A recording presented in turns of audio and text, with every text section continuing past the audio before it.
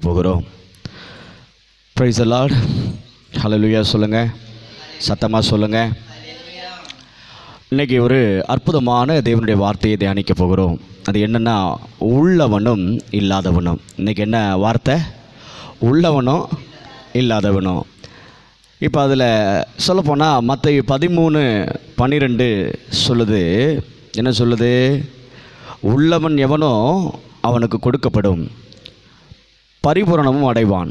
இல்லாதவன் எவனோ அவனிடத்தில் உள்ளதும் எடுத்துக்கொள்ளப்படும் அப்படின்னு இந்த வசனம் சொல்லுது. இன்றைக்கி தலைப்பு உள்ளவனும் இல்லாதவனும். இப்போ நிறைய கேள்விகள் இருக்குது. ஆனால் உலக வழக்கப்படி என்ன சொல்லுவாங்க? உலக வழக்கம் என்ன சொல்லுது?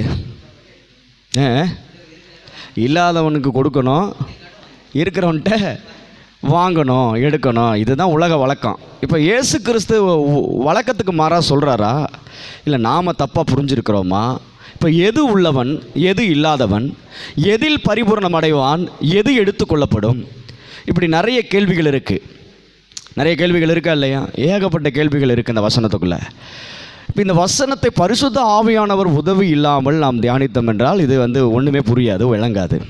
இப்போ பரிசுத்த ஆவியானவர் நமக்கு கற்றுக் கொடுத்தால் ஒழிய இதில் இருக்கிற ரகசியத்தை யாராலும் தெரிந்து கொள்ள முடியாது. ஹல்லேலூயா சொல்லுங்களேன். ஆனால் பரிசுத்த ஆவியானவர் உங்களுக்கும் எனக்கும் அந்த ரகசியத்தை கற்றுக் கொடுத்துருக்கிறார். ஒரு ஆமென் சொல்லுங்களேன். இப்போ இன்றைக்கி தலைப்பு உள்ளவனும் இல்லாதவனும். ஹல்லேலூயா சொல்லுங்கள். சரி, அப்போ உள்ளவன் எவனோ அவனுக்கு கொடுக்கப்படும், பரிபூரணம் அடைவான். இல்லாதவன் எவனோ அவனிடத்தில் உள்ளதும் எடுத்துக்கொள்ளப்படும். வழக்கமாக உள்ளவனிடம் எடுக்கப்படும், இல்லாதவனுக்கு கொடுக்கப்படும். இதுதான் நம்ம குல வழக்கமே அதுதான் இல்லையா? மனித குல வழக்கமே அதுதானே இல்லையா? சினிமா எடுத்தாலே அப்படி தானே எடுக்கிறாங்க. இருக்கிறவன்கிட்ட திருடி இல்லாதவனுக்கு கொண்டு போய் கொடுக்குறான். சரியா? இப்போ நீங்களே பாருங்கள், உங்ககிட்ட இருக்கிறதானே கொடுப்பீங்க. யாருக்கு பார்த்து கொடுப்பீங்க? நல்ல பணக்காரன், நல்ல லக்ஸுரியாக ஒரு காரில் போகிறவனை நிப்பாட்டி இந்தப்பா செலவுக்கு வச்சுக்கன்னு ஒரு 100 ரூபா கொடுப்பீங்களா? அட்லீஸ்ட் ஒரு 10 ரூபா கொடுப்பீங்களா? யாருக்கு கொடுப்பீங்க? ஐயா சாமி அப்படின்னு கையேந்தி யார் வராங்களோ, அழுக்கு ட்ரெஸ் போட்டுட்டு, இல்லை சரீரத்தில் ஏதாவது ஆரோக்கிய குறைபாடோட வழிபோக்கல்ல அவங்கள பார்த்தாலே பரிதாபமாக இருக்கும். இல்லாதவங்கன்னு தெரியும். இப்போ அவங்களுக்கு நம்ம கொடுப்போமா, கொடுக்க மாட்டோமா? கொடுத்துருக்கீங்களா இல்லையா? நிறையவே கொடுத்துருக்குறீங்க. 5 ரூபா கொடுத்துருப்பீங்க, 2 ரூபா கொடுத்துருப்பீங்க, 10 ரூபா கொடுத்துருப்பீங்க, 100 ரூபா கொடுத்துருப்பீங்க. சில பேர் பழகிட்டாங்கன்னு சொல்லி பல ஆயிரங்கள் கொடுத்துருப்பீங்க. புரியுதுங்களா? பிரைஸ் தி லார்ட் சொல்லுங்கள். அப்போ இயல்பாக ஒரு மனிதனுடைய வாழ்க்கையில் என்ன நடக்குது அப்படின்னா, இருக்கிறவன் இல்லாதவனுக்கு கொடுக்கணும். இதுதான் வழக்கம். சரிங்களா? அப்போ இருக்கிறவன்கிட்ட வாங்கணும், இல்லாதவனுக்கு கொடுக்கணும். இது இந்த உலகத்தில் நாம் இதுவரைக்கும் கற்றுக்கொண்ட பாடம் அதுதான். சரிதானே? அதில் ஏதாவது தப்பு இருக்கா? அதில் ஏதாவது தப்பு இருக்கா? இருக்கிறவன்கிட்ட வாங்குகிறோம், இல்லாதவனுக்கு கொடுக்குறோம். இதில் எந்த தப்புமே கிடையாது. ஆனால் இயேசு ஏன் அப்படி சொல்கிறாரு? உள்ளவன் எவனோ அவனுக்கு கொடுக்கப்படும். இருக்கிறவனுக்கு எதுக்கு கொடுக்கணும்? இல்லை, இருக்கிறவனுக்கு தேவையே இல்லையே, ஆனால் இருக்கிறவனுக்கு கொடுக்குறேங்கிறாரு. இன்னொரு இடத்துல இல்லாதவன் எவனோ அவன்கிட்ட உள்ளதையும் எடுக்கண்டா அப்படிங்கிறாரு. யோசனை பண்ணி பாருங்கள், இப்படி மட்டும் நடந்தது அப்படி இருக்குன்னு. நல்லா லட்சமாக கோடி கோடியாக பணம் இருக்கிறவனுக்கு கொடுக்கணுங்கிறாரு. எப்போ பார்த்தாலும் அன்னாடங்காட்சியா பஞ்சபரதேசியாக சுற்றுறான், அவன்கிட்ட இருக்கிறது 5 பத்தையும் பிடிங்கிடுறாங்கிறாரு. என்னடா இது? இப்போ இதில் என்ன இருக்குது? இந்த வேதத்தினுடைய அர்த்தம் என்ன, சாராம்சம் என்ன, இதில் உள்ள ரகசியம் என்ன? இதை தான் நம்ம தெரிஞ்சுக்கணும். அல்லேலூயா சொல்லுங்களேன். ஆனால் அதனால தான் நம்ம கூட சொல்லுவோம் தெரியுமா, ஒருத்தன்ட்ட பணம் சேர ஆரம்பிச்சிச்சுன்னா பணத்துக்கு மேலே பணம் சேர்ந்துக்கிட்டே இருக்கும் அப்படின்னு சொல்லுவாங்க தெரியுங்களா? இல்லாதவன்ட்ட அவன் கடைசி வரைக்கும் அப்படியே தான் இருப்பான். இதுதானே நம்ம பார்க்குறது, நம்ம கண்ணால் பார்க்குறது அப்படி தான் இருக்குது. பணக்காரன் மேலே மேலே பணக்காரன் ஆகிட்டு இருக்கான், ஏழை மேலே மேலே ஏழையாக தான் ஆகிறான். சரி, நம்ம வசனத்தை தியானிப்போம். இந்த வசனத்தை நம்ம தியானித்தோம்னா நமக்கு நிறைய விஷயங்கள் புரிஞ்சிடும். சரிங்களா? இப்போ இதில் முதல்ல நம்ம தெரிஞ்சுக்க வேண்டியது என்னென்னா, நாம் சரியான முறையில் புரிந்து கொள்ள வேண்டும். அல்லேலூயா சொல்லுங்களேன். என்ன முறையில்? அந்த அதிகாரத்தை முழுசாக படித்தாலே நமக்கு நிறைய புரிஞ்சிடும். அந்த அதிகாரத்தை முழுசாக படித்தாலே நிறைய விஷயம் நமக்கு புரிய ஆரம்பிச்சிடும். சரி, இப்போ அந்த 13ஆம் அதிகாரத்தில் அதை குறித்து எக்ஸ்பிளைன் பண்ணுறாரு ஏசப்பா. அழகாக தெளிவாக ஒரு விஷயத்தை கற்றுக் கொடுக்குறாரு. அதில் எதை வச்சு கற்றுக் கொடுக்குறாரு அப்படின்னு பார்த்தீங்க அப்படின்னா, நான் அப்படியே வரிசையாக படிக்கிறேன், கவனிங்க. உள்ளவன் எவனோ அவனுக்கு கொடுக்கப்படும், பரிபூர்ணம் அடைவான். இல்லாதவன் எவனோ அவனிடத்தில் உள்ளதும் எடுத்துக்கொள்ளப்படும்.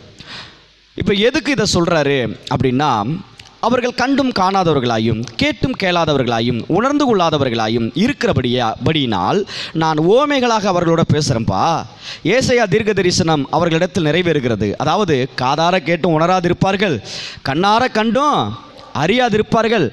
இந்த ஜனங்கள் கண்களினால் காணாமலும் காதுகளினால் கேளாமலும் இருதயத்தினால் உணர்ந்து மனம் திரும்பாமலும் நான் அவர்களை ஆரோக்கியமாக்காமலும் இருக்கும்படியாக அவர்கள் இருதயம் கொழுத்து இருக்கிறது. என்ன இருக்குங்க? கொழுத்து போய் திரியிறாங்கன்னு சொல்லுவாங்கல்ல. அவங்க இருதயம் கொழுத்து இருக்கிறது. காதால் மந்தமாய் கேட்டு தங்கள் கண்களை மூடிக்கொண்டார்கள் என்பதே. உங்கள் கண்கள் காண்கிறதினாலும் உங்கள் காதுகள் கேட்கிறதினாலும் அவைகள் பாக்கியம் உள்ளவைகள். அல்லேலூயா சொல்லுங்களேன். படிக்கிறேன். அநேக தீர்க்கதரிசிகளும் நீதிமான்களும் நீங்கள் காண்கிறவைகளை காணவும் நீங்கள் கேட்கிறவைகளை கேட்கவும் விரும்பியும் காணாமலும் கேளாமலும் போனார்கள் என்று மெய்யாகவே உங்களுக்கு சொல்கிறேன். எத்தனையோ தீர்க்கதரிசி இயேசுவாகிய என்னை பார்க்க வேண்டும், நான் பேசுவதை கேட்க வேண்டும் என்று ஆசையாக இருந்தாங்க. ஆனால் அவன்லாம் ஆயுசு முடிஞ்சு போயிட்டான். ஆனால் நீங்கள் என்னை பார்க்குறீங்க, நீங்கள் என் சத்தத்தை கேட்குறீங்க. நீங்கள் உண்மையிலே நீங்கள் பாக்கியவான்களும் பாக்கியவதிகளும் என்று ஆண்டவர் சொல்லுகிறார். அல்லேலூயா சொல்லுங்களேன். இப்போ அடுத்து பாருங்கள். இப்போ அதுக்கு தான் ஒரு ஓமையை சொல்கிறாரு. இப்போ இதில் தான் இருக்குது, நீமையில் தான் இருக்குது விஷயமே. ஆகையால் விதைக்கிறவனை பற்றிய ஓமையை கேளுங்கள். இதுக்கு முன்னாடி அந்த ஒரு ஸ்டோரி சொல்லியிருப்பார். விதைக்கிறவன் ஒருத்தன் போவான்பா, வழியருக ஒரு விதை விழுந்துடும். அது ஆகாயத்து பறவை கொத்திட்டு போயிடும். அப்புறம் ஒரு வேற பாறையில் விழுந்துடும். அப்புறம் பாறை வெயில் ஏறுறதுனால கருகி போயிடும். ஒரு விதை முள்ளுக்குள்ளே விழுந்துடும். அந்த முள் வளர்ந்து நெருக்கி போடும் பொழுது அதுவும் ஒன்றும் இல்லாமல் போயிடும். ஒரே ஒரு விதை இருக்குது பார்ப்பா, அது நல்ல நிலத்தில் விழுந்துப்பா. நல்ல நிலத்தில் விழுந்தோடனே அது என்ன ஆகும் அப்படின்னா, அது சூப்பராக வளர்ந்து அருமையாக நல்ல அற்புதமாக வளர்ந்து மேலே வெளியில் வந்துடும் அப்படின்னு ஆண்டவர் சொல்கிறாரு. அது எப்படின்னா 100, 60, 30 அது பலன் கொடுக்குன்னு சொல்கிறாரு. இப்போ 4 விதமான விதையை பற்றி இங்கே ஆண்டவர் சொல்லுகிறார். இப்போ உள்ளவனும் இல்லாதவனும் என்கிற தலைப்பில் நம்ம இதை தான் தியானிக்க போகிறோம். நல்ல கவனமாக கவனிங்க. இப்போ அடுத்தது அதைத்தான் நான் இப்போ படிக்க போகிறேன். நல்லா கவனிங்க. 19வது வசனம் ஃபஸ்ட்டு. இப்போ இந்த முதல் காரியம் என்ன அப்படின்னா, ஒருவன் ராஜ்யத்தின் வசனத்தை கேட்டும் உணராதிருக்கும்போது பொல்லாங்கன் அவன் இருதயத்தில் விதைக்கப்பட்டதை பறித்து கொள்கிறான். அவனே வழியருகே விதைக்கப்பட்டவன். அவனே வழியருக. நல்லா கவனிங்க. இவன் யார் அப்படின்னா, நல்லா கவனிங்க. இப்போ நான் அதை அழகாக எழுதியிருக்கேன். இவன் யார் அப்படின்னா உணராதவன். சொல்லுங்கள் சொல்லுங்கள். யாருங்க? உணராதவன், உணர்வில்லாதவன். அதாவது நான்சென்ஸ். ஆங்கிலத்தில் திட்டுவாங்க தெரியுமா? நான்சென்ஸ் அப்படின்னா உணர்வில்லாதவன், முட்டா பயலன்னு அர்த்தம். அப்போ சென்சிட்டிவ் பர்சன் அப்படின்னா உணர்வுள்ளவன், உணர்வுள்ள ஒரு மனிதன். நான்சென்ஸ் அப்படின்னா உணர்வே இல்லாதவன், எந்த உணர்வும் இல்லாதவன். சூடு சொரணை அப்படின்னு சொல்லுவாங்கள்ல, அதெல்லாம் எதுவுமே இல்லாதவன் அப்படின்னு. அது எப்படின்னா கில்லுனா வலிக்காது. யாருக்கு அப்படி வலிக்காது தெரியுங்களா? உணர்வு இல்லாதவங்க யார் தெரியுமா? உணர்வு இல்லாதவங்க யார்? கரெக்டாக சொல்லுங்கள் பார்க்கலாம். உணர்வு இல்லாதவங்க யாருன்னு தெரியுமா உங்களுக்கு? அவங்களுக்கும் உணர்வு இருக்கு. அவங்கள அடித்து அழுவாங்க தெரியுமா? உணர்வு இல்லாதவங்க யார் தெரியுங்களா? புண்ணையே நீங்கள் குத்துனா கூட வலிக்காதவங்களுக்கு. யாருன்னா குஷ்டரோகி. உணர்வு இல்லாதவங்க யாருன்னா குஷ்டரோகி. இன்னைக்கு நிறைய கிறிஸ்தவர்கள் குஷ்டரோகியை போல தான் இருக்காங்க. உணர்வே இல்லாமல். எப்படிங்க? உணர்வு இல்லாமல் குஷ்டரோகியை போல ஏதோ வந்தோம் போனோம் கடமைக்கு என்ன பண்ணுறாங்க, இருக்கிறாங்க. இங்கே நல்ல கவனிங்க. இப்போ உணராதவன் வழியருகே விதைக்கப்பட்டவன். வழியருகேன்னு என்ன? இப்போ நம்ம வழின்னா இது நடக்கிற பாதை, அதுக்கு பேர் என்ன சொல்லுவோம்? புறம்போக்கு. என்னங்க அதுக்கு புறம்போக்கு தானே. பொதுவான இடத்துக்கு பேர் என்ன? புறம்போக்கு. யாருமே அதை என்ன பண்ண முடியாது, சொந்தம் கொண்டாட முடியாது. யாருமே சொந்தம் கொண்டாடாத ஒரு இடத்துக்கு பேர் தான் என்னது? புறம்போக்கு. சரிங்களா? இப்போ இந்த உணராதவனுக்கு பேர் என்னன்னா, இன்னொரு பேர் புறம்போக்கு. நல்லா புரிஞ்சுக்கங்க, உங்களுக்கு புரியணுங்கிறதுக்காக இதெல்லாம் நான் சொல்லித்தரேன். நல்லா கவனமாக கவனிச்சுக்கங்க. இப்போ இந்த உணராதவன், இப்போ நல்லா கவனிங்க, அந்த வசனத்தை மறுபடியும் வாசிக்கிறேன், நல்லா கவனிங்க. கற்பாறை இடங்களில் விதைக்கப்பட்டவன் வசனத்தை கேட்ட உடனே அதை சந்தோஷத்தோடு ஏற்றுக்கொள்கிறான். ஆகிலும் தனக்குள்ளே வேறு இல்லாதவனாய் கொஞ்ச காலம் மாத்திரம் நிலைத்திருப்பான். வசனத்தின் நிமித்தம் உபத்திரவம் துன்பமும் உண்டான உடனே இடர்கள் அடைவான். அதுக்கு மேலே தான் இப்போ நம்ம அதுக்கு முன்னாடி தான் படிச்சுட்டு இருக்கோம். சரிங்களா? அதுக்கு முன்னாடி தான் ஒருவன் ராஜ்யத்தின் வசனத்தை கேட்டும் உணராது இருக்கும்போது பொல்லாங்கன் வந்து அவன் இருதயத்தில் விதைக்கப்பட்டதை பறித்து கொள்கிறான். அவனே வழியருக விதைக்கப்பட்டவன். இந்த உணராதவன், இந்த புறம்போக்கு நிலத்தை போல இருப்பவன் யார் அப்படின்னா, சர்ச்சுக்கு கரெக்டாக வந்துடுவாங்க, சர்ச்சுக்கு கரெக்டாக வந்துடுவாங்க, சத்தியத்தை கேட்பாங்க. ஆனாலும் அவங்க வர்றதே எதுக்கு வருவாங்க தெரியுமா? அட்டனன்ஸ் போடுற மாதிரி. எப்படிங்க? நானும் சர்ச்சுக்கு வந்தேன். காதில் இங்கே வசனம் என்ன சொல்லுது? கேட்டும் உணராதிருக்கும். யாருங்க? உணராதவங்க. ஒரு உணர்வுமே இல்லாமல் எவ்வளோ சத்தியத்தை கேட்டாலும் என்னங்க, எவ்வளோ இந்த பருப்பெல்லாம் இங்கே வேகாதுன்னு சொல்லுவாங்க தெரியுங்களா? அதெல்லாம் நான் பார்த்துருக்கேன். நீங்கள் பார்த்துருக்கீங்களா? சில பருப்பு வேகவே வேகாது, பார்த்துருக்கீங்களா? தண்ணி மாற்றி ஊற்றிட்டா வேகாது, அப்புறம் மஞ்சப்பொடி போட்டுட்டா வேகாதுன்னு நினைக்கிறேன் சில நேரத்தில். பருப்பு வேகாது அப்படிங்கிறது போல் அது பார்க்க பருப்பு, ஆனால் அந்த பருப்புனால எந்த பிரயோஜனமும் இல்லை. அது போலவே தான் அது ஒரு எப்படி சொல்கிறேன்னா, ஒரு உயிரற்ற ஒரு ஜடம் போல, ஒரு பொம்மை போல சர்ச்சில் சில பேர் இருப்பாங்க. அப்படி இருக்கக்கூடாது. அல்லேலூயா சொல்லுங்களேன். இங்கே அதைத்தான் சொல்கிறாரு. உணர்வே இல்லாதவங்க எவ்வளோ சத்தியத்தை கேட்டாலும் உணர்வு இல்லாமல் மறுபடியும் இப்போ என்னதான் செய்வாங்க? பாவம் செய்வாங்க, தவறு செய்வாங்க, அவிசுவாசமாக இருப்பாங்க, புலம்புவாங்க, அழுவாங்க. அவங்க நினைக்கிறது தான் சரின்னு நினைப்பாங்க. சத்தியத்தை கேட்டு கொஞ்சம் கூட என்ன பண்ண மாட்டாங்க, மாறவே மாட்டாங்க. பார்த்துருக்கீங்களா? அவங்க வாழ்க்கையில் மாற்றமும் வராது. சத்தியத்தை மணிக்கணக்கில் கேட்டாலும் உணர்வே இல்லாமல் இருப்பாங்க. அவங்கள வச்சு என்ன பண்ண முடியாது? ஒன்றுமே பண்ண முடியாது. வேகாத பருப்பை வச்சு குழம்பு வைக்க முடியுமா? ரசம் கூட வைக்க முடியாது, கூட்டு கூட செய்ய முடியாது. இல்லைன்னா வயிற்றால போயிடும் இல்லையா? ஆமாம். அப்போ வேகாத பருப்பை வைத்து ஒன்றுமே செய்ய முடியாது. அப்போ நாம் புறம்போக்கு போல இருக்கக்கூடாது, வேகாத பருப்பு போல இருக்கக்கூடாது. சத்தியத்தை கேட்டு அதை உணர்வடையணும். உணர்வுனா என்ன? என்ன உணர்வடையணும் அப்படின்னா என்ன? சத்தியத்தை கேட்டு நீங்கள் உணர்வடைகிறதுனா என்ன? உணர்வடைகிறதுனா என்ன? இந்த வார்த்தை எனக்கு சொந்தமானது, இந்த வார்த்தையின்படி வாழ என்ன அர்ப்பணிக்கிறேன். இதான் உணர்வு. உணர்வுனா என்ன? ஏங்க, உணர்வுனா கேட்டதை செயல்படுத்துறது. உணர்வுனா என்ன? பல்லார்னு ஒருத்தர் அரைஞ்சா சிரிப்பீங்களா? ஐயோ அம்மான்னு கத்துவீங்களா? ஆன்னு கத்திடுவோம்ல. ஏன்? அடித்த உடனே வலி தாங்க முடியாமல் கத்துறோம்.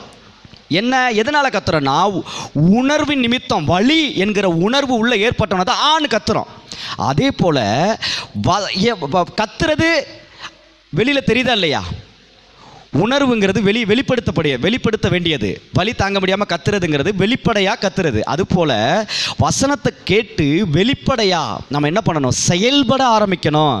கிரியையில் அது கொண்டு வரணும். சத்தியத்தை எவ்வளோ தான் கேட்டு கேட்டு கேட்டு கேட்டு இப்போ நீங்கள் எவ்வளோ கொடுத்தாலும் வாங்கி வாங்கி பூட்டி வச்சிங்கன்னா என்ன ஆயிரும்? நீங்கள் ரேஷன் அரிசி வாங்குறீங்க மாதம், நீங்கள் அதை உபயோகப்படுத்தாமல் வச்சுருந்தா என்ன ஆகுது சொல்லுங்கள்? செல்லு பிடிக்குது, அந்த செல்லு நம்மளை பிடிக்குது, காதில் ஏறுது, மண்டையில் ஏறுது, நடக்கிற பக்கம்லாம் ஏறுது. அதனால் பிரச்சனை தான் வருது. புரியுதுங்களா நான் சொல்கிறது? அப்போ நீங்கள் சத்தியத்தை கேட்டு உணர்வடைங்க, செயல்படுங்கன்னு நான் சொல்கிறேன். ஹல்லேலூயா சொல்லுங்களேன். நீங்கள் சத்தியத்தை எவ்வளோ தான் கேட்டோம், நீங்கள் அரைச்சமாவையே திரும்பி அரைக்கிற மாதிரியே இருந்தீங்கன்னா ஒன்றுமே பண்ண முடியாது. நிறைய பேர் என்ன பண்ணுவாங்களா, சத்தியத்தை நிறைய கேட்பாங்க, ஆனால் கொஞ்சம் கூட உணர்வு இல்லாமல் அவங்கள கேட்டு பாருங்களேன். இங்கே சத்தியம் எப்படி நீங்கள் இங்கே கேட்குற சத்தியம்லாம் எப்படி கேட்குறீங்க? உங்களுக்கு வியாதி வராது, வியாதியை பார்த்து நீங்கள் பேசுங்க, அது உங்களை விட்டு தூரமாக போயிடும். இங்கே கற்றுக் கொடுக்கணும். சத்தியத்தை கேட்குறீங்க. இப்போ நீங்கள் என்ன பண்ணுறீங்க? 10 வருஷம் கழித்து மறுபடியும் 10 வருஷமாகவும் நீங்கள் திரும்ப வந்து, பாஸ்டர் என்ன பண்ணுங்க, என் வியாதி நீங்கும்படி ஜெபம் பண்ணுங்க. ஆண்டவரே என் வியாதியை எடுத்து போடுங்க, ஆண்டவரே எடுத்து போடுங்க ஆண்டவரே. அப்போ சத்தியத்தை கேட்டு நீ என்ன செஞ்ச? சத்தியத்தின்படி என்ன சொல்லி கொடுத்தேன்? ஆண்டவர் என்ன சொல்லி கொடுத்தாரு? வியாதியை பார்த்து போன்னு சொல்லுன்னு சொல்லி கொடுத்தேன். ஆனால் செஞ்சீங்களா? செய்யலைன்னா நீங்கள் உணர்வு இல்லைன்னு அர்த்தம், உணர்வு இல்லாதவங்கன்னு அர்த்தம். நீங்கள் அதை செய்யும் பொழுது என்ன நடக்குது? நீங்கள் உணர்வோடு இருக்கீங்கன்னு அர்த்தம். அல்லேலூயா சொல்லுங்களேன். நீங்கள் சத்தியத்தை கேட்டு அதை செயல்படுத்துங்க. மறுபடியும் ஆண்டவர்கிட்ட போய் உட்காந்துக்கிட்டு ஆண்டவர் சொல்லி கொடுத்த சத்தியத்தை தான் உங்களுக்கு நான் சொல்கிறேன். வியாதியை பார்த்து பேசுங்க, வியாதியை பார்த்து துரத்துங்க, உனக்கு எனக்கு சம்மந்தம் இல்லைன்னு சொல்லுங்க அப்படின்னு சத்தியத்தை உங்களுக்கு சொல்லி கொடுக்குறேன். ஆனால் நீங்கள் என்ன பண்ணுறீங்க? சத்தியத்தை வாரம் கேட்டோம், ஒரு வயிற்று வலி தலைவலி வந்தோன்னே உடனே ஆண்டவரே எப்படியாவது இதுலேருந்து என்னை காப்பாற்று ஆண்டவரே, நான் சாகிற மாதிரி இருக்கேனே காப்பாற்று. இது நல்லா இருக்கா? காரணம் என்ன? உணர்வு இல்லாதது தான் இதுக்கு காரணம். அல்லேலூயா சொல்லுங்களேன், பிரைஸ் லார்ட் சொல்லுங்களேன். அப்போ ஒரு நாளும் நாம் சத்தியத்தை கேட்டுட்டு அதன்படி நடக்காமல் நாம் மனம் போன போக்கில் இருந்தோம்னா அதுக்கு பேர் புறம்போக்கு போல் நாம் இருக்கிறோன்னு அர்த்தம். கேட்பாரற்று இருக்கிறோம், யார் பேச்சும் கேட்க மாட்டோம். அந்த பிள்ளைங்க இப்போ இருக்கும் பார்த்துருக்கீங்களா, பெற்றவங்க பேச்சே கேட்காம இஷ்டத்துக்கு சுத்தம். அவங்களுக்கு பேர் என்ன? இல்லை நான் சொன்னதே சொல்ல வேண்டாம், அவங்கள பேர் என்ன சொல்லுவாங்க? தருதலை. என்னங்க என்னங்க தருதலை. ஆமாம், நாம் தருதலையாக இருக்க கூடாது. கேட்கிற சத்தியத்தை கை கொண்டு பழகணும். ஆமேன்னு சொல்லுங்களேன், ஹல்லேலூயா சொல்லுங்களேன். அதனால நாம் வலியருகே விதைக்கப்பட்ட விதையாய் இருக்கவே கூடாது. Praise the Lord. சரி, இப்போ ரெண்டாவது, இப்போ 22வது வசனத்தை வாசிக்கிறேன். முள்ளுள்ள இடங்களில் சரி, முள்ளுள்ள இடங்கள் ரெண்டாவது வந்து என்ன காரியம்னா கற்பாறை. இப்போ ஃபஸ்ட்டு வலியருகே பார்த்தோம், அடுத்து வந்து கற்பாறை. கற்பாறை இடங்களில் விதைக்கப்பட்டவன் வசனத்தை கேட்டு உடனே அதை சந்தோஷத்தோடு ஏற்றுக்கொள்கிறான். ஆகிலும் தனக்குள்ளே வேறு இல்லாதவனாய் கொஞ்ச காலம் மாத்திரம் என்னங்க என்னங்க என்னங்க கொஞ்ச காலம் மாத்திரம் நிலைத்திருப்பான். வசனத்து நிமித்தம் உபத்திரவம் துன்பமும் உண்டான உடனே இடரல் அடைவான். வசனத்து நிமித்தம் நான் சொல்கிறது உங்களுக்கு புரியல? இவங்களுக்கு பேர் என்ன வச்சுருக்கேன் அப்படின்னா, நல்லா கவனமாக கவனிங்க. இவங்களுக்கு பேர் அறகுறை. சொல்லுங்கள், அறவேக்காடு. ஆமாம், இவங்களுக்கு பேர் என்ன? அறவேக்காடு. இது ஒரு அறகுறை, எதையுமே முழுசாக கற்றுக்காது. முள்ளுள்ள இடங்களில் விதைக்கப்பட்டவன் வசனத்தை கேட்கிறவனாக இருந்து உலக கவலையும் இல்லை. அந்த வசனம் என்ன சொல்லுது? கற்பாறை. ஸ்தோத்திரம். ரொம்ப அற்புதமாக அந்த வசனம் சொல்லுது பாருங்கள். கற்பாறை இடங்களில் விதைக்கப்பட்டவன் வசனத்தை கேட்டு உடனே அதை சந்தோஷத்தோடு ஏற்றுக்குவான். ஹல்லேலூயா, பிரைஸ் தி லார்ட். பயங்கரமாக சில பேரெல்லாம் பார்த்தீங்கன்னா சபையில் அப்படியே பிரகாசமாக இருப்பாங்க. அப்படியே அவங்கள போல ஆண்டவரோட நெருக்கமாக இருக்கிறவங்க இருக்கவே மாட்டாங்கங்கிற மாதிரி பலன்னு அல்லேலூயா பிரைஸ் தி லார்ட் துள்ளி குதிப்பாங்க. ஆனால் அதை தப்புன்னு சொல்லலை, நல்லது. ஆனால் என்ன நடக்கும் அப்படின்னா, இப்போ ஒன்று உதாரணத்துக்கு சொல்லணும் அப்படின்னா, ஜெபம் பண்ணும் பொழுது ஆண்டவர் பேசுகிற அந்த வார்த்தை கேட்டோன்னு அப்படி பயங்கர சந்தோஷம் உற்சாகம் அடைவாங்க. அந்நிய பாஷை பேசுவாங்க, ஆமேன்னு சொல்லுவாங்க. ஆமேன், yes brother, yes brother, yes ஹல்லேலூயா, கர்த்தர் என்ன அப்படி தான் வச்சுருக்காரு, அப்படி தான் நடத்துகிறாரு. எல்லாத்தையும் அக்செப்ட் பண்ணிக்குவாங்க, எல்லாத்தையும் ஏற்றுக்குவாங்க. தீர்க்க தரிசனமாக பேசுகிறத ஏற்றுக்குவாங்க. வசனத்தை உடனே அப்படியே நம்புவாங்க, அப்பட்டமாக நம்புவாங்க. அவங்கள போல் யாருமே நம்ப முடியாது, அப்படி சூப்பராக நம்புவாங்க. ஆனால் இவங்க என்ன செய்வாங்க அப்படின்னா, வசனத்து நிமித்தம் உபத்திரமும் துன்பமும் உண்டான உடனே இடரல் அடைவாங்க. ஏன்னா அவங்க ஒரு அறகுறை. அவங்க பேர் என்ன? அறகுறை, அறவேக்காடு. இந்த அறவேக்காடுங்க சரியாக புரிஞ்சிக்காது. நான் உங்களெல்லாம் சொல்லலை, அறவேக்காடாக இருக்கிறவங்க புரிஞ்சுக்கணும். புரியுதுங்களா நான் சொல்கிறது? நல்லா கவனிங்க. இப்போ யார் அறவேக்காடு, யார் அறகுறை அப்படின்னா, நல்ல வசனத்தை கேட்டு உணர்ந்து சூப்பர், என் ஆண்டவர் பேசிட்டாரு, இனி வியாதி வந்துச்சு நான் பார்த்துக்கிறேன், வியாதி வந்துச்சு பார்த்துக்கிறேன், இயேசுவின் நாமத்தினால உன்னை கொல்றேன், அடிக்கிறேன், விரட்டுறேன், நான் தும்சம் பண்ணுறேன் பாரு, விரட்டிடுறேன் பாரு அப்படின்ட்டு பயங்கரமாக அப்படியே பலசாலியாக கிளம்புவாங்க. ஆனால் வியாதி வந்தோடனே என்ன பண்ணுவாங்க? என்ன ஆண்டவரே இந்த வியாதி என்னை விட்டு போகவே 4 தடவை சொல்லுவாங்க. வியாதியை பார்த்து, வியாதியே என்னை விட்டு போகலையா கேட்பாங்க. என்ன ஆண்டவரே வியாதி என்னை விட்டு போகலை. சரி, ஆண்டவர்கிட்ட கேட்டாச்சு, ஆண்டவர்கிட்ட இருந்து பதில் வர்றது அவங்களுக்கு தெரியாத. ஏன்னா அறகுறையாக இருக்கிறவங்களுக்கு ஆண்டவர் பேசுகிறது புரியாது. இப்போ அடுத்து யாருக்கு ஃபோன் பண்ணுவாங்க? பாஸ்டருக்கு ஃபோனை போடு. பாஸ்டர், பிரதர், இத்தனை நாள் ஆச்சு, நானும் நீங்கள் சொன்ன மாதிரி தான் சொன்னேன், ஆனால் என்னை விட்டு போக மாட்டுது. நான் என்ன பண்ணுறது? நான் சத்தியத்தை சொல்லி தான் கொடுக்க முடியும். என்ன பண்ண முடியும்? சொல்லி தான் கொடுக்க முடியும். இப்போ நீங்கள் தான் அதை என்ன பண்ணணும்? முயற்சி பண்ணணும். போக மாட்டுது அப்படின்னு நான் போகிற வரைக்கும் பேசு. அப்போ சத்தியத்தை என்ன கேட்கல? முழுசாக கேட்கல, அறகுறையாக கேட்டு அறகுறையாக செயல்பட்டால் ஒன்றுமே பண்ண முடியாது. அல்லேலூயா சொல்லுங்களேன். அப்போ முழுசாக கேட்டு முழுசாக செயல்பட்டால் தான் வாழ்க்கையில் அற்புதங்கள், அதிசயங்கள், ஆசீர்வாதங்கள் வரும், நடக்கும். அல்லேலூயா சொல்லுங்கள். Praise the Lord.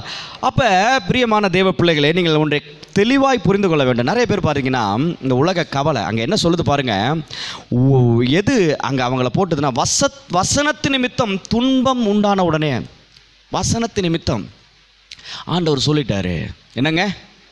ஆண்டவர் சொல்லிட்டாரு.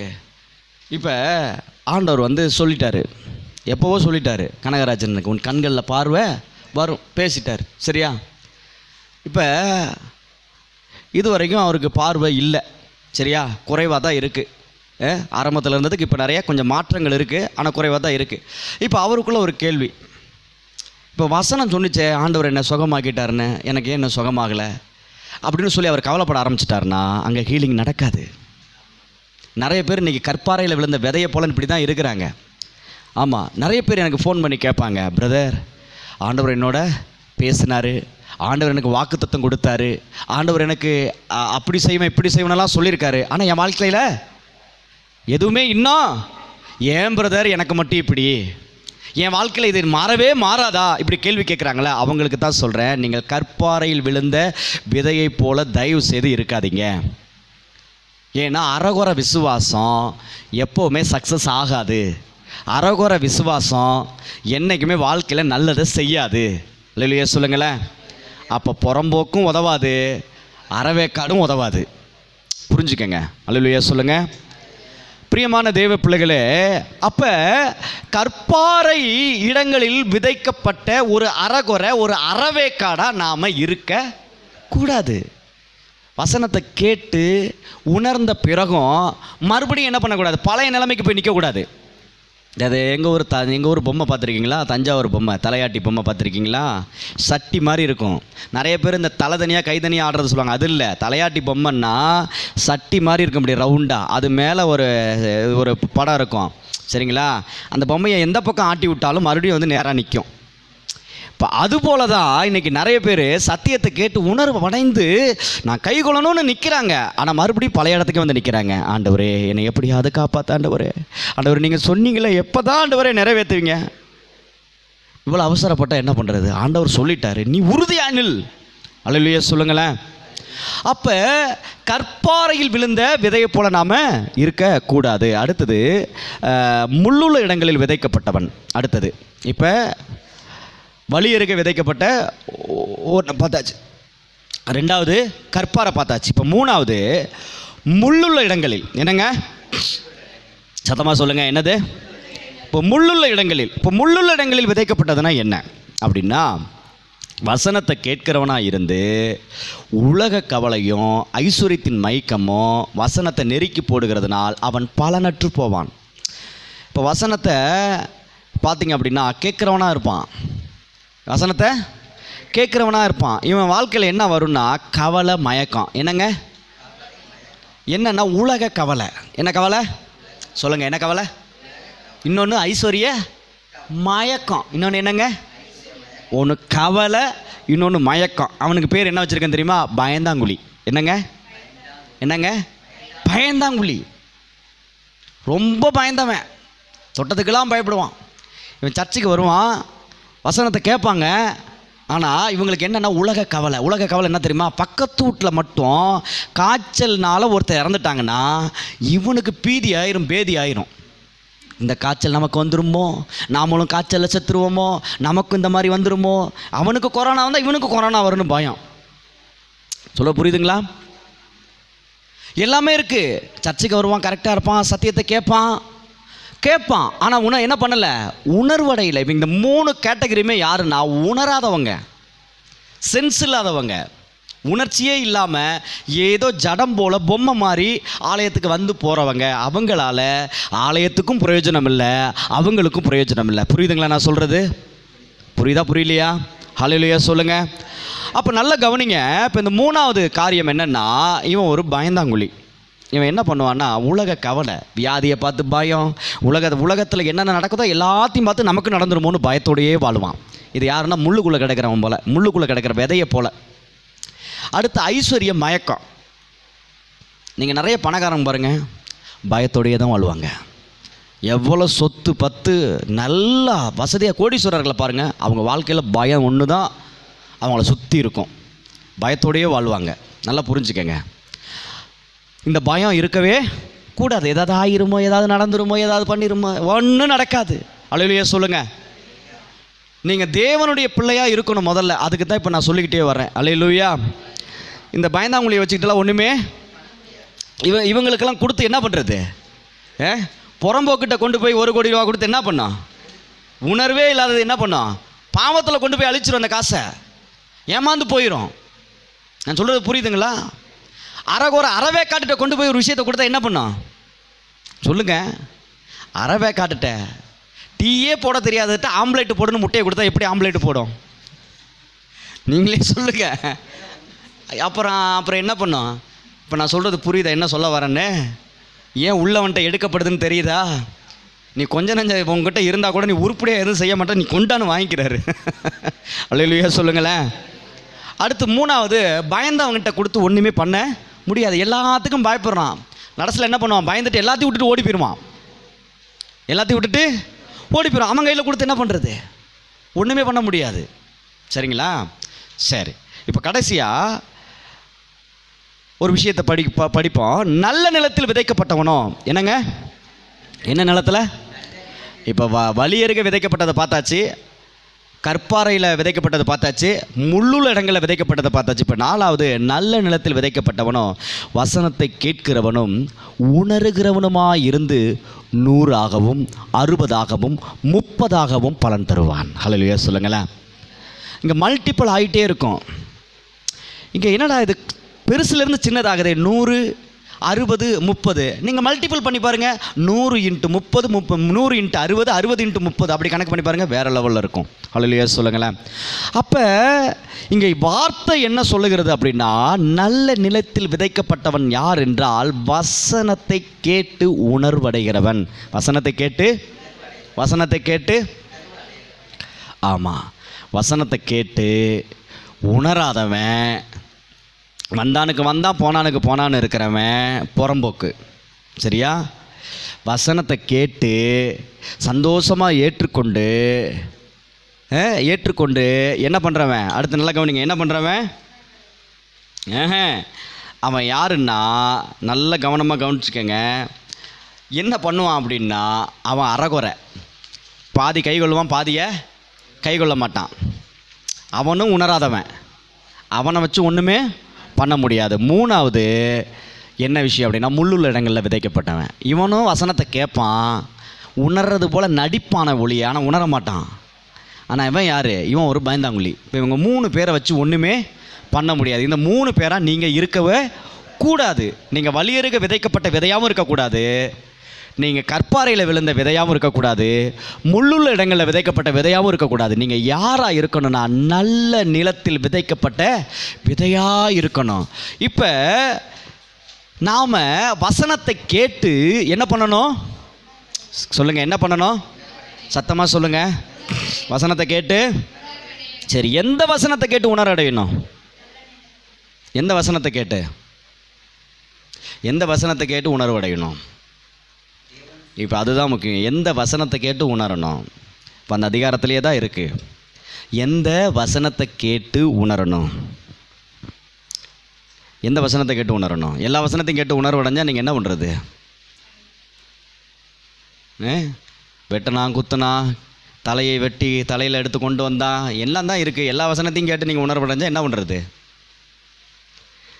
எல்லா வசனத்தையும் கேட்டு நீங்கள் உணர்வடைஞ்சால் என்ன பண்ணுறது சொல்லுங்கள்? உன் இடது கண் உனக்கு இடரல் உண்டாக்கினால் அதை பிடுங்கி எறிந்து போடு. ஒரு கண்ணை பிடுங்கி போட்டுருவீங்களா? நீங்கள் சொல்லுங்கள், நீங்கள் பிடுங்கி போட்டுருவீங்களா? சொல்லுங்கள். கண்ணுக்கு கண், பல்லுக்கு பல். ஒருத்தன் கண்ணை உன்னை கண்ணில் குத்திட்டானா திருப்பி கண்ணுலேயே குத்துன்னு எழுதியிருக்கு. அது உணர்வடைஞ்சு என்ன பண்ணுறது? இன்றைக்கி அதுக்கு உணர்வடைய நிறைய பேர் இருக்காங்க. பழி வாங்கிறதுக்கு, அடிக்கிறதுக்கு, கொல்றதுக்கு. இல்லை, எந்த வசனத்துக்கு உணர்வடையணும்? இதுதான் கேள்வி. ஏன்னா எப்போவுமே கன்க்ளூஷன் ரொம்ப முக்கியம். அந்த முடிவுரை, ஒரு கட்டுரை எழுதுறோம்னா முடிவுரை ரொம்ப முக்கியம். கிளைமேக்ஸ் நல்லா இல்லைன்னா படமே நல்லா இருக்காது, தெரியுமா? என்ன தான் கதை நகர்ந்து போனாலும் கிளைமேக்ஸ் நல்லா இருக்கணும். இப்போ இதுதான் கிளைமேக்ஸ் நமக்கு. எந்த வசனம், எந்த வசனத்தை கேட்டு நீங்கள் உணர்வடைய போகிறீங்க? அதை சொல்லுங்கள். பாருங்கள், 19வது வசனம் சொல்லுது, ஒருவன் ராஜ்யத்தின் வசனத்தை கேட்டும் உணராமல் இருந்தால். அங்கே தான் சொல்லுது. இப்போ எந்த வசனத்தை கேட்கணும்? ராஜ்யத்தின் வசனத்தை கேட்க வேண்டும். எந்த வசனம்? எந்த வசனத்தை கேட்கணும்? சத்தமாக சொல்லுங்கள். எந்த ராஜ்யம்? தேவராஜ்யம். எந்த ராஜ்யம்? தேவராஜ்யம், பரலோக ராஜ்யம் சொல்லலாம். ஹல்லேலூயா சொல்லுங்களேன். ஆமாம். அப்போ தேவனுடைய ராஜ்யத்தின் வசனத்தை நாம் கேட்டு உணரணும். இப்போ ராஜ்யத்தின் வசனம் கேட்கணும்னா ராஜ்யத்தின் வசனம் எப்படி இருக்கும்? இன்றைக்கி நிறைய பேர் வசனத்தை கேட்குறாங்க. இன்றைக்கி பார்த்தீங்களா, இன்றைக்கி உள்ள பெரிய ஊழியக்காரர்களிடத்தில் சொல்லப்படுற, ஊழியக்காரர்களெல்லாம் சேர்ந்து சொல்கிற ஒரு கம்ப்ளைண்ட் என்னென்னா, மக்கள் ஒரு வாரம் இங்கே போகிறாங்க, ஒரு வாரம் அங்கே போகிறாங்க, மக்கள் தொடர்ந்து ஆலயத்துக்கு வர்றதில்லை, மக்கள் வந்து தொலைபேசியிலே கேட்டு பழகிட்டாங்க, யூடியூப்லேயே நிறைய சத்தியங்களை கேட்குறாங்க, இப்போ நிறைய பிரச்சனைகள் அப்படின்னு பாஸ்டர்ஸுகள் நிறைய பேர் புலம்ப ஆரம்பிச்சிட்டாங்க. காரணம் என்ன தெரியுமா? காரணம் என்ன தெரியுமா? எதை கேட்குறனே தெரியாமல் கேட்குறது. நாய் சில நேரத்தில் கக்கும், பூனையும் கக்கும், பார்த்துருக்கீங்களா? ஏன் உங்களுக்கே சில நேரத்தில் வாந்தி வயிற்றால போகுது, என்னாச்சு? எதனால்? என்ன காரணம்? வாந்தி வயிற்றால போகிறதுக்கு என்னங்க காரணம்? ஃபுட்டு பாய்சன் ஆயிடுச்சு. ஃபுட்டு, உணவே மறந்துங்கிறான். ஆனால் இங்கே உணவே விஷமாக மாறிடுச்சு. இப்போ உங்கள் வாழ்க்கையில் மாற்றம் வராததுக்கு காரணம் என்னென்னா, நீங்கள் ராஜ்யத்தின் வசனத்தை கேட்காமல் நீங்கள் எந்தெந்த வசனத்தையே கேட்டு உங்கள் வாழ்க்கை வீணாக்கிட்டு இருக்கீங்க. 4 பக்கமும் மேயாதீங்கன்னு சொல்கிறதுக்கு காரணம் இதுதான். நான் சொல்கிறது புரியுதுங்களா? 4 பக்கமும் சத்தியத்தை கேட்கக்கூடாது. யூடியூப்பில் இருக்குங்கிறதுக்காக எதை வேணாலும் கேட்டுக்கிட்டு உட்காந்துருக்கக்கூடாது. ஹல்லேலூயா சொல்லுங்கள். உங்களுக்குன்னு ஒரு சபை இருக்குது, உங்களுக்குன்னு ஒரு போதகரை ஆண்டவர் நியமித்திருக்கிறார், உங்களுக்குன்னு ஒரு மேய்ப்பன் இருக்கிறார். அந்த சத்தியத்தில் கேட்டு நீங்கள் வளரணும். ஹல்லேலூயா சொல்லுங்களேன். ஏன்னா மேய்ப்பனுக்கு தான் தெரியும் எந்த ஆடு எப்படிப்பட்ட ஆடு, எந்த ஆடுக்கு என்ன பிரச்சனை இருக்குது, அதுக்கு தகுந்த மாதிரி தீனி போடுவார். ஹல்லேலூயா சொல்லுங்களேன். எல்லா இடத்துலையும் போய் மேய்ஞ்சோம்னா என்ன பண்ண முடியாது? கண்டதை தின்னுட்டு வாயிலையும் வயிற்றுலையும் போயிட்டு இருக்கு, ஒன்றுமே பண்ண முடியாது. ஹல்லேலூயா சொல்லுங்கள். பிரைஸ் லார்ட் சொல்லுங்கள். அப்போ எந்த வசனத்தை கேட்டு உணர்வடைய வேண்டும் என்றால், ராஜ்யத்தின் வசனத்தை கேட்டு ஒரு மனுஷன் உணர்வடைய வேண்டும். பொழுதானிக்கு சபையில் போய் உட்காந்துக்கிட்டு நீ ஒரு பாவி, நீ அவ்வளோதான், உன் வாழ்க்கை முடிஞ்சு போச்சு, நீ இதை செய்ததுனால தான் உனக்கு இப்படி, நீ இப்படி செஞ்சதுனால தான் உனக்கு, இதெல்லாம் ராஜ்யத்தின் வசனமே கிடையாது, தெரியுமா? எதை வச்சுங்க சொல்கிறீங்க? பைபிள் ஆதாரத்தோடு தான் சொல்கிறேன். ராஜ்யத்தின் வசனம் ஒரு மனிதனை உயர்த்துமே தவிர ஒரு மனிதனை கீழே தள்ளாது. ராஜ்யத்தின் வசனம் ஒரு மனிதனை சந்தோஷப்படுத்துமே தவிர ஒரு மனுஷனை துக்கப்படுத்தாது. ராஜ்யத்தின் வசனம் ஒரு மனுஷனை சுகமாக்குமே ஒழிய ஒரு மனுஷனை பலவீனப்படுத்தாது. ராஜ்யத்தின் வசனம் ஒரு மனிதனுடைய காயத்தை ஆற்றுமே தவிர ஒரு மனிதனை காயப்படுத்தாது. அதை நல்லா புரிஞ்சுக்கணும் எப்பொழுதுமே. ஹல்லேலூயா சொல்லுங்களேன். ராஜ்யத்தின் வசனத்தை கேட்டு நீங்கள் உணர்வடையணும். நீங்கள் எப்போ பார்த்தாலும் அழுதுகிட்டும் புலம்பிக்கிட்டும் ஐயோ அம்மான்னு கத்திக்கிட்டும் இது இல்லை. அதனால தான் சொல்கிறேன், நம்ம சபை எப்போவுமே கொஞ்சம் வித்தியாசமாக தான் போயிட்டுருக்கும். இது தேவனால் நடத்தப்படுகிறது. நான் ஆணித்தனமாக சொல்லுவேன், பரிசுத்த ஆவியானவருடைய வழிநடத்துதல் மாதிரி நடத்து கொண்டு இருக்கிறது. ஹல்லேலூயா, பிரைஸ் லார்ட் சொல்லுங்கள். பிரியமான தேவனுடைய பிள்ளைகளே, ராஜ்யத்தின் வசனம் எப்படி இருக்கும்? ரோமர் 14:17 எடுத்துக்கங்க. ரோமர் 14:17 எடுத்துக்கங்க. எடுத்துக்கிட்டு இப்போ அந்த வசனம் சொல்லுகிறது, இங்கே ராஜ்யத்தின் வசனம் எப்படி, ராஜ்யம் எப்படி இருக்கிறதோ அப்படி தான் ராஜ்யத்தினுடைய வசனம் இருக்கும். ராஜ்யம் எப்படி இருக்கும்? ராஜ்யம் எப்படி இருக்கும் அப்படி தான் வசனமும் இருக்கும். என்னங்க, அப்படி தானே இருக்கும். ஒரு ராஜா எப்படியோ அப்படி தான் அந்த ராஜாவோட பேச்சு, அங்கே இருக்கிற வார்த்தை எல்லாமே இருக்கும். உண்மைதானே? புரியுதுங்களா இல்லையா? ஏங்க உதாரணத்துக்கு சொல்லணும்னா 5 வருஷம் ஒரு கட்சி ஆளுகை செய்யும்போது பாருங்கள், அவன் சில திட்டங்களை கொண்டு வருவாங்க. இப்போ ஆட்சி மாறினதுக்கப்புறம் பாருங்கள், அவங்க வேறு சில திட்டங்களை கொண்டு வருவாங்க. ஏன்? ராஜ்யம் மாறும் பொழுது திட்டங்கள் மாறும், சட்டங்கள் மாறும், வார்த்தைகள் மாறும். மாறுதா இல்லையா? இப்போ தேவனுடைய ராஜ்யம் எப்படி இருக்கிறதோ அப்படிதான் தேவனுடைய வசனமும் இருக்கும். இப்போ தேவனுடைய ராஜ்யம் எப்படிப்பட்டது? நீங்கள் அதை நல்லா தெளிவாக புரிஞ்சுக்கணும். தேவனுடைய ராஜ்யம் எப்படிப்பட்டது என்றால் அது நீதியும் சமாதானமும் பரிசுத்த ஆவியினால் உண்டாகும் சந்தோஷமுமாய் இருக்கிறது. தேவனுடைய ராஜ்யம் எப்படிப்பட்டது? சொல்லுங்க. நீதி. சொல்லுங்க. நீதி, சமாதானம், பரிசுத்த ஆவியினால் உண்டாகும் சந்தோஷம். இந்த நீதி, சமாதானம், சந்தோஷம், இது 3 யாரால் உண்டாகுதுன்னா பரிசுத்த ஆவியினால் உண்டாகும். பரிசுத்த ஆவியானவர் தான் தேவனுடைய ராஜ்யத்தில் நீதியையும் சமாதானத்தையும் சந்தோஷத்தையும் உண்டாக்கி கொண்டே இருக்கிறார். ஹல்லேலூயா சொல்லுங்களேன். அப்போ தேவனுடைய ராஜ்யத்தில் நீதியும் சமாதானமும் சந்தோஷமும் இருக்கும் என்றால் அப்போ தேவனுடைய வசனம் எப்படி தான் இருக்கும்? நீதியாகத்தான் இருக்கும், சமாதானமாகத்தான் இருக்கும், அது சந்தோஷமாகத்தான் இருக்கும். பிரியமான தேவனுடைய பிள்ளைகளே, தேவனுடைய வசனம் எப்படி உங்களிடத்தில் வரும் என்றால் அது நீதியாக வரும். நீதியாக வரும்பொழுது அதை கேட்டு உணர வேண்டும். அது சமாதானமாக வரும்பொழுது நீங்கள் அதை கேட்டு நீங்கள் உணர்வடைய வேண்டும். அதே போல சந்தோஷமாக வரும்பொழுது அதை கேட்டு நீங்கள் உணர்வடைய வேண்டும். ஹல்லேலூயா சொல்லுங்களேன். அப்போ உணர்வு எப்படி அடையுதுன்னு புரியுதா? வசனத்தை கேட்கும் பொழுது நான் நீதியாக இருக்கணும் என்கிற உணர்வு உங்களிடத்தில் உண்டாக வேண்டும். நீங்கள் வசனத்தை கேட்கும் பொழுது நான் சமாதானமாய் வாழ வேண்டும் என்கிற உணர்வு உங்களிடத்தில் உண்டாக வேண்டும். நீங்கள் வசனத்தை கேட்கும் பொழுது நான் சந்தோஷமாய் வாழ வேண்டும் என்கிற உணர்வு உங்களிடத்தில் உண்டாக வேண்டும். இதுதான் ராஜ்யத்தின் வசனம். ஹல்லேலூயா சொல்லுங்களேன். கண்டபடி பேசுகிறதுக்கெல்லாம் பயந்துக்கிட்டு இந்த மந்திரவாதிங்க மிரட்டுற மாதிரி சில ஊழியக்காரங்க மிரட்டுவாங்க, அதுக்கெல்லாம் பயந்துலாம் வாழாதீங்க. நான் சொல்கிறத கேளுங்க தயவு செய்து. பயந்து பயந்து வாழுவது வாழ்க்கை அல்ல. தைரியத்தோடு, நீதியோடு, சமாதானத்தோடு, சந்தோஷத்தோடு வாழுகிறது தான் வாழ்க்கை. ஹல்லேலூயா சொல்லுங்களேன். இதுவே தேவனுடைய ராஜ்யம், இதுவே தேவனுடைய ராஜ்யத்தினுடைய இருக்கக்கூடிய காரியம், இதுவே தேவனுடைய ராஜ்யத்தினுடைய வசனமும் அதுதான். ஹல்லேலூயா, பிரைஸ் தி லார்ட். ஹல்லேலூயா சொல்லுங்க. அதனால தான் இதனால் வரைக்கும் கூட உங்களை நான் என்ன பண்ணுறதில்ல, சபிச்சு பேசுகிறதில்ல. நீங்கள் என்னையை சங்கடப்படுத்துகிற மாதிரி சில காரியங்கள் நடத்தினா கூட நான் உங்களை சங்கடப்படுத்துகிறதே இல்லை. என்னமோ பண்ணுங்க போங்க, விட்டுறது. காரணம் என்ன? ஏன்னா தேவனுடைய ராஜ்யம் ஒரு மனுஷனை காயப்படுத்தாது. நீங்களே உணர்வடைஞ்சு அதுக்குள்ளே வந்துடணும். ஆமேன்னு சொல்லுங்களேன். நீங்களே உணர்வடைஞ்சு வந்துடணும். நீங்கள் நீதியாக நடக்கணும்.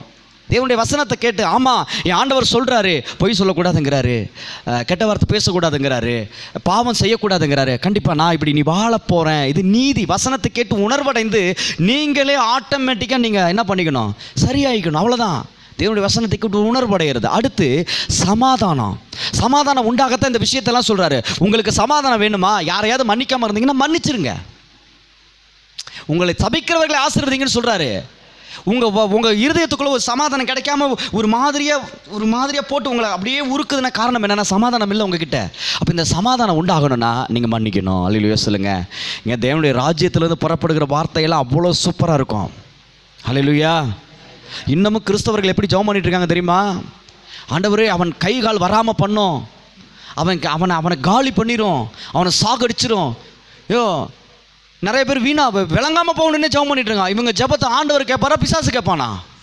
பிசாசு தான் கேட்பான். இவங்க நினச்சிட்டு இருக்காங்க ஆண்டவர்கிட்ட ஜெபம் பண்ணிட்டு இருக்கேன்னு. ஒரு மனுஷன் சாகணும்னு ஒருத்தன் ஜெபம் பண்ணுறானே, இது நியாயமா? அவன் எவ்வளோ பெரிய ரவுடியாக இருக்கட்டும், அவன் எவ்வளோ பெரிய பாவியாக இருக்கட்டும், அவன் எவ்வளோ பெரிய மோசடிக்காரனாக இருக்கட்டும், அவன் போய் சாகணும்னு நீ கடவுள்கிட்ட வேண்டிய, நீ வேண்டது உண்மையிலே நீ கடவுள்கிட்ட தான் வேண்டியா? நீ வேண்டபடி செஞ்சாருன்னா அவர் கடவுளா? இந்த பேசிக் நாலேஜ் ஒரு மனுஷனுக்கு இல்லை பாருங்க. ஹலோ, தவறு செய்கிறவன் இந்த உலகத்தில் இல்லாமல் இல்லை, எல்லாருமே தவறு செய்கிறவங்க தான். பக்கத்து வீட்டுக்காரன் ஒரு பிரச்சனை வந்துருச்சுன்னா, அவனுக்கு ஒரு ஆக்சிடென்ட் ஆயிடுச்சுன்னா பாருங்கள், இவங்களுக்கு சந்தோஷம் தாங்க முடியாது. அடப்பாவியலா, அவன் விழுந்து எழுந்திரிச்சு காயத்தோட படுத்துக்க உனக்கு சந்தோஷமா? நான் சொல்கிறது புரியுதுங்களா? இதையெல்லாம் விட்டுட்டு அப்படியே அனல் பறக்க பிரசங்கம் பண்ணி உங்களை திருத்துறதுலாம் ஒன்றும் கிடையாது. இங்கே தேவனுடைய ராஜ்யத்தின்படி வாழணும், அதுதான் ரொம்ப முக்கியம். இங்கே அன்பு ரொம்ப முக்கியம். ஹல்லேலூயா சொல்லுங்களேன். பிரைஸ் தி லார்ட் சொல்லுங்களேன். பிரியமான தேவ பிள்ளைகளே, ஏன்னா நானும் நிறைய கேட்டு வளர்ந்து வந்ததுனால தான் எது சரி எது தப்புன்னு ஆவியினர் தெளிவாக எனக்கு கற்றுக் கொடுத்தார். எனக்கு ஒன்றுமே புரியல. ஆண்டவர் நீங்கள் நல்லவரா கெட்டவரா, இந்த கேள்வி எனக்குள்ளே வந்ததுனால தான் இன்றைக்கி சரியான இடத்துல என்னை நிற்க வைத்திருக்கிறார். அல்லேலூயா. ஆமாம், என்ன சொல்லுவாங்க, இவன் யார் பேச்சும் கேட்க மாட்டான்ப்பா, இவன் நீ அப்படி தான் சொல்லுவாங்க மற்ற ஊழியக்காரங்க. இவன் யாரும் பேச்சு கேட்க மாட்டான், அவன் எனக்கு என்ன தோணுதோ அதை செய்வான்னு சொல்லுவாங்க. ஏன்னா நான் தேவன் சொல்லுவதை மட்டுமே நான் செய்வேன். எந்த மனிதனும் சொல்கிறத கேட்கணுங்கிற அவசியம் இல்லை. கர்த்தருடைய வசனம் என்ன சொல்லுகிறது, கர்த்தருடைய வார்த்தை என்ன சொல்லுகிறது, அதை சரியாக செஞ்சுட்டு போயிட்டே இருப்போம். ஹல்லேலூயா சொல்லுங்களேன். தேவனுக்கு பிரியமாக வாழுவோம். ஹல்லேலூயா சொல்லுங்களேன். அப்போ தேவனுடைய ராஜ்யம் எப்படிப்பட்டதுன்னு நீங்கள் தெரிஞ்சிருக்கீங்க. அந்த தேவனுடைய ராஜ்யம் நீதியும் சமாதானமும் சந்தோஷமும் நிறைந்ததான் தேவனுடைய ராஜ்யம். அதே போல் அந்த தேவனுடைய ராஜ்யத்திலிருந்து புறப்படுகிற வசனமும் எப்படி இருக்கும், நீதியாகவும் சமாதானமாகவும் சந்தோஷமாக மட்டும்தான் அது உங்கள் வாழ்க்கையில் புறப்பட்டு வரும். ஹல்லேலூயா சொல்லுங்களேன். ஆகவே எல்லாத்தையும் கேட்டு என்ன பண்ணாதீங்க, பயப்படாதீங்க, புலம்பாதீங்க, சோர்ந்து போகாதீங்க. கேட்கிற சத்தியத்தில் உணர்வுடைங்க. இங்கேருந்து கேட்குற சத்தியம் உங்களுக்கு நீதியை உண்டாக்குதா இல்லையா? யாரையாவது மன்னிக்கணும்னு தோணுதா இல்லையா? மன்னிச்சிருக்கீங்களா இல்லையா? அப்போ நீதி உண்டாகுது உங்ககிட்ட, சமாதானம் உண்டாகுதா இல்லையா? நீங்கள் சில நேரத்தில் கலக்கத்தோடு வருவீங்க, உங்கள் இருதய சமாதானம் ஆகுதா இல்லையா சத்தியத்தை கேட்கும் பொழுது? அப்போ இங்கேருந்து எங்கே வருது? தேவனுடைய வசனம், ராஜ்யத்தின் வசனம் உங்களுக்குள்ளே வருது. அதனால தான் உங்களுக்குள்ளே சமாதானம் வருது. சந்தோஷத்தோடு எத்தனை நாள் நீங்கள் திரும்பி போயிருக்கீங்க? நீங்கள் வரும்போது துக்கத்தோடு வருவீங்க, போகும்போது சந்தோஷமோட போகிறீங்களா இல்லையா? காரணம் என்ன? காரணம் என்னென்றால் தேவனுடைய வசனத்தை நீங்கள் கேட்கறதுனால் நீங்கள் சந்தோஷமாய் போகிறீர்கள். ஹல்லேலூயா சொல்லுங்களேன். இந்த உலகத்தில் எல்லாமே பிஸ்னஸாக மாறிடுச்சு. உன்னை நல்லா புரிந்து கொள்ளுங்க. மனுஷன் அப்பத்தினால் மாத்திரமல்ல, தேவனுடைய வாயிலிருந்து புறப்படுகிற ஒவ்வொரு வார்த்தையினாலும் பிழைப்பான். நம்ம நினச்சிட்டு இருக்கோம் நம்மளை சாப்பிட்ற சாப்பாடு நம்மளை காப்பாற்றுது, நம்ம சாப்பிட்ற மருந்து மாத்திரை காப்பாற்றுது, நமக்கு சாப்பிட்ற எக்ஸ்ட்ரா ஏதாவது நம்ம சாப்பிட்ற அதனால இல்லை. தேவனுடைய வார்த்தை நம்மை காப்பாற்றி கொண்டு இருக்கிறது. ஹல்லேலூயா சொல்லுங்களேன். உங்களையும் என்னையும் காப்பாற்றுகிற வார்த்தை ஜீவனுள்ள வார்த்தை. ஹல்லேலூயா. அது வர்றது கண்ணுக்கே தெரியாது. நீங்கள் சாப்பிட்ற சாப்பாடு உங்கள் கண்ணுக்கு தெரியும். நீங்கள் சாப்பிட்ற சாப்பாடு உங்கள் கண்ணுக்கு தெரியும். நீங்கள் சாப்பிட்ற மாத்திரை மருந்து உங்கள் கண்ணுக்கு தெரியும். நீங்கள் சாப்பிட்ற எக்ஸ்ட்ரா உணவு உங்கள் கண்ணுக்கு தெரியும். ஆனால் தேவனுடைய வார்த்தை உங்கள் கண்ணுக்கு தெரியாது. காதுகளால் கேட்டு உணர்வடைந்தாலே போதும், உங்கள் வாழ்க்கை சுகமுள்ள வாழ்க்கையாக மாறும். உன் வாழ்க்கை சீக்கிரத்திலே துளிர்க்கும். பிரியமானவனை, உன் ஆத்மா வாழ்கிறது போல நீ எல்லாவற்றிலும் வாழ்ந்து சுகமாக இருப்பாய். இப்படி சத்தியமுள்ள வார்த்தை, வாழ்த்துதல் வார்த்தைகளை அதிகமாக கேளுங்கள். எப்பொழுதும் அழுது புலம்புகிற வார்த்தைகளை கேட்டு உங்கள் வாழ்க்கையை நீங்கள் சீரழித்துக் கொண்டாதீர்கள். தயவு செய்து சீரழிச்சுக்காதீங்க. வாழ்க்கையில் எல்லாரும் நல்லா இருக்கணும். ஹல்லேலூயா சொல்லுங்களேன். எல்லாருமே சந்தோஷமாக இருக்கணும். நீங்கள் உண்மையிலே பாக்கியவான்களும் பாக்கியவதிகளுமாக இருக்கிறீர்கள். அதனால் ஆண்டவர் சொல்றார், உங்கள் கண்கள் காண்கிறபடியினால், உங்கள் காதுகள் கேட்கிறபடியினால் நீங்கள் பாக்கியவான்களாக இருக்கிறீர்கள் என்று இயேசு சொல்கிறார். பிரைஸ் தி லார்ட் சொல்லுங்களேன். பிரியமான தேவனுடைய பிள்ளைகளே, நீங்கள் ஒருபோதும் நீங்கள் வழியருகே இருக்கக்கூடிய நிலத்தை போல, புறம்போக்கு நிலத்தை போல நாம் இருக்கக்கூடாது. அறகுறையாக கற்பார நிலத்தை போல இருக்கக்கூடாது. பயந்தாங்குழியா முள்ளுள்ள இடத்தை போல இருக்கக்கூடாது. நல்ல நிலமாக இருக்க வேண்டும். அல்லேலூயா சொல்லுங்க. நல்ல நிலமாக இருக்க வேண்டும். நல்ல நிலம் எப்பொழுதும் நல்லதை மட்டும்தான் சிந்திக்கும், நல்லதை மட்டும்தான் தரும். நல்ல நிலம் என்னைக்காவது கெட்டதை கொடுத்து பார்த்துருக்கீங்களா? ஹலோ, நீங்கள் கெட்ட நிலத்தை நீங்கள் பார்த்துருக்கீங்களா? என்னைக்காவது கெட்ட நிலம் எப்படி இருக்கும் தெரியுமா? ஏகப்பட்ட கலையை வெளியில் கொண்டு வரும். அந்த நிலத்தில் எவ்வளோ போட்டாலும் சரியாக விளைச்சலே கொடுக்காது. அந்த மண் ஏன்னா மோசமான மண், ஏன்னா அது கெட்ட நிலம். ஆனால் நல்ல மண்ணில் நீங்கள் தின்னுட்டு தூக்கி போட்டு போகிறது கூட முளைச்சிரும். நல்ல நிலம். ஹல்லேலூயா சொல்லுங்களேன். ஆகவே தேவ பிள்ளைகளை நல்ல நிலமாக இருக்க வேண்டுமென்றால் ஒரே ஒரு காரியம்தான், ராஜ்யத்தின் வசனத்தை கேட்டு உணர்வடையுங்கள். ராஜ்யத்தின் வசனம் எப்படி இருக்குன்னு புரிஞ்சுக்கங்க. நீங்கள் எதை வேணாலும் கேளுங்க, எப்படி வேணாலும் இருங்க, அதை பற்றி நான் தப்புன்னு சொல்லலை. ஆனால் எப்படி கேட்கணுன்னு மட்டும் சொல்கிறேன், நல்லா கேளுங்க. ராஜ்யத்தின் வசனம் நீதியாக இருக்கணும், உங்களை மிரட்டக்கூடாது. ராஜ்யத்தின் வசனம் உங்களுக்கு சமாதானத்தை உண்டாக்கணும், உங்கள் சமாதானத்தை கெடுக்கக்கூடாது. ராஜ்யத்தின் வசனம் உங்களை சந்தோஷப்படுத்தணும், ஒருபோதும் உங்களை துக்கப்படுத்தக்கூடாது. ஹல்லேலூயா சொல்லுங்களேன். ஆகவே பிரியமான தேவனுடைய பிள்ளைகளே, கர்த்தருடைய வார்த்தையின்படியே நம் வாழ நம்மளை அர்ப்பணிப்போம். அப்படியே ஜெபம் பண்ணுவோம். லபாத ரபா ரபா ரபா ரபா லேஹலே வரவரியா கரவதுலா கரவரபலபலபரி பலபலபரபலபலபரபலபரபா. அப்படியே தேவ சமூகத்தில் பரிசுத்த ஆவியானவரை உங்களை கொடுங்க. பரிசுத்த ஆவியானவரே, என்ன உங்கள் கையில் ஒப்படைக்கிறேன்னு சொல்லுங்கள். அப்படியே எல்லாரும் சொல்லுங்கள். பரிசுத்த ஆவியானவரே, உங்கள் கரத்தில் என்னை அப்படியே ஒப்பு கொடுக்குறேன். லீபாலா பௌதராபாதரா ஷகதலாதராபாலாபராபாலாபா ரிகலே பாலாபராபாதடதலபதரபுதியா கலபுரோ ஷகதடதலபதரபலபரபலபரபலபரபா. ஹல்லேலூயா. நன்றி ஆண்டவரே. பிதாவே உமக்கு ஸ்தோத்திரம், பிதாவே உமக்கு ஸ்தோத்திரம், பிதாவே உமக்கு ஸ்தோத்திரம். ஹல்லேலூயா ஹல்லேலூயா ஹல்லேலூயா ஹல்லேலூயா ஹல்லேலூயா ஹல்லேலூயா. இயேசுவே உமக்கு ஸ்தோத்திரம், இயேசுவே உமக்கு ஸ்தோத்திரம், இயேசுவே உமக்கு ஸ்தோத்திரம். Thank you Jesus, thank you Jesus, thank you Jesus. ஹல்லேலூயா. பரிசுத்த ஆவியானவரே அப்படியே உங்களை சரண்டர் பண்ணுங்கள். இந்த நாள் நீங்கள் வந்திருக்கிற நீங்கள் உண்மையிலே பாக்கியவான்களும் பாக்கியவதிகளும். இந்த சத்தியம் உங்களுக்கு மிகப்பெரிய வாழ்க்கையில் பெரிய மாற்றத்தை கொண்டு வரப்போகிறது. ஆண்டவர்கிட்ட ஒப்புக் கொடுங்க. பிதாவே உங்கள் ராஜ்யத்தின் வசனத்தை கேட்க எங்களுக்கு உதவி செஞ்சுங்க ஆண்டவரே. உமக்கு ஸ்தோத்திரம். ஒருபோதும் ஆண்டவரே நான் கெட்ட நிலமாக இருந்து விடக்கூடாது. நான் நல்ல நிலமாக, நல்ல நிலத்தில் விதைக்கப்பட்ட விதையாக இருக்க என்னை ஒப்புக் கொடுக்கிறேன்னு சொல்லுங்க.